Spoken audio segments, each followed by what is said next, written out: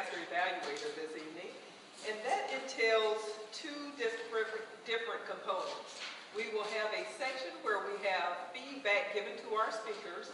This will not be their moment to pontificate, but they will give feedback that will help them prepare for their next speech, as well as an overview of tonight's meeting, which I will give you after our evaluators have completed their roles. Let me just ask you, as the evaluators come, we will applaud as they approach the lectern, but we will not applaud when they finish providing their remarks.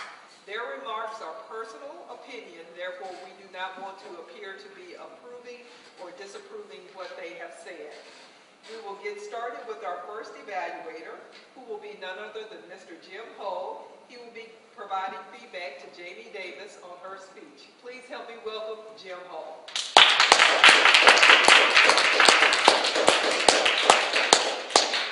Thank you, Madam General Evaluator. It is my pleasure tonight to be able to get up here and to talk about Jamie's speech that came from the Advanced Toastmaster Manual, the Entertaining Speaker. That's right. For all of you who are going through the basic manual right now, this is on your horizon, the Entertaining Speaker. Now, what is fun about this manual, there are a total of 5 assignments, 5 speeches. Most of them deal in the range of being the funny person, of being that guy that gets up and tells the story that has the folks laughing.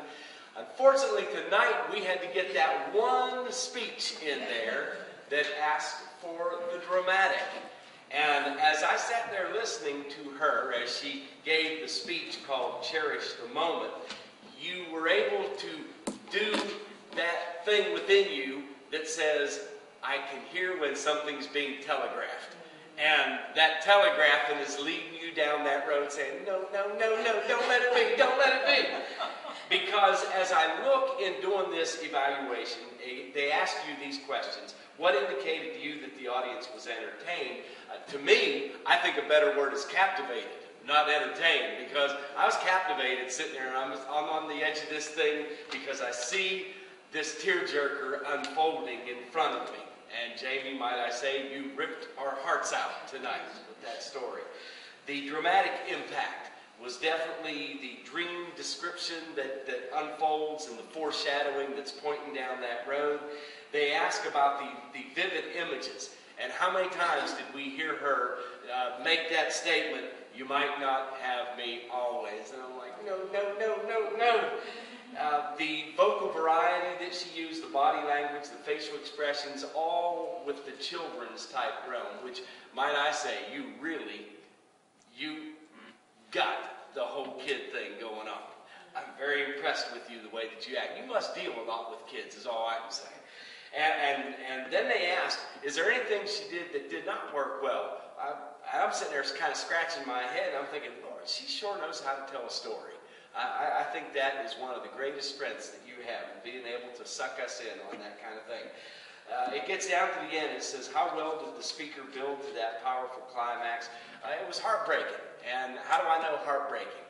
Imagine, if you will, the story of a lady that is married and has some children. Imagine the lady in her apartment while her husband is at work. She's having an affair with somebody down the hallway while the kids are locked in the room. Imagine, if you will, while she's having that affair with the guy, that a fire breaks out in that place and some kids perish in the fire. Imagine the dad coming home from work finding out why the mom wasn't with the kids. Imagine that dad then getting divorced from that mama. Imagine that dad marrying my sister. And so that's real life, and that's why this thing was so especially poignant for me. Thank you, Jamie.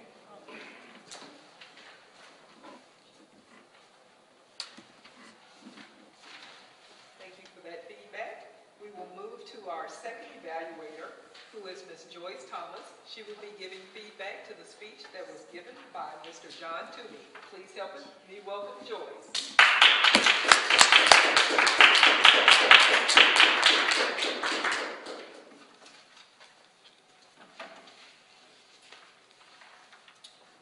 John Toomey is king of the dance floor.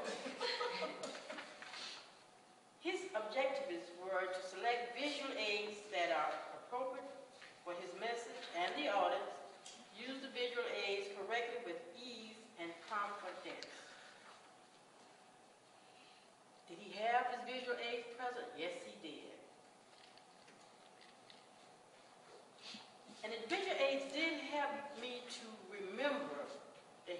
talking about dancing. The pictures reflect people doing cartwheels and all kinds of stuff. So basically he did that very well. Was his visual aids clearly so that we could see what it was talking about? I say yes. However, since your visual aids was here, John, it would have helped if you would kind of refer to him a little bit, so that when you was doing the John Travolta thing, which I remember very well, we could kind of seen that. And as you did some type of movement, kind of refer to what it was. Body language. It says, did speaker use body language to reinforce his message? Yes, you did. There was some stuff back there way back in my time. But anyway, moving on. But I did. That was very good. Your word choice was effective and appropriate for your speech tonight. One of the questions says, what did you like about the speech? Now, I like you describing your dancing. And one day I'm going to ask you, what do that mean? I didn't get it, but I know it was a dance. You know. But anyway, I think you really did describe your dancing move, what you were doing, how you were trying to draw the female in, to get her to come in and so you can ask her a question. I don't know what question, but so you can ask her a question. I think that was very good. Now, what you could have done differently to make the speech more effective, again, that would be to incorporate your visual aids into your speech. They were here. You just needed to bring them into what you were doing. So that would be what I would say that you could probably work on just a little bit. Okay? But overall, I really enjoyed your speech and I got to laugh a little bit. So just keep it up. You're doing real good. Thank you.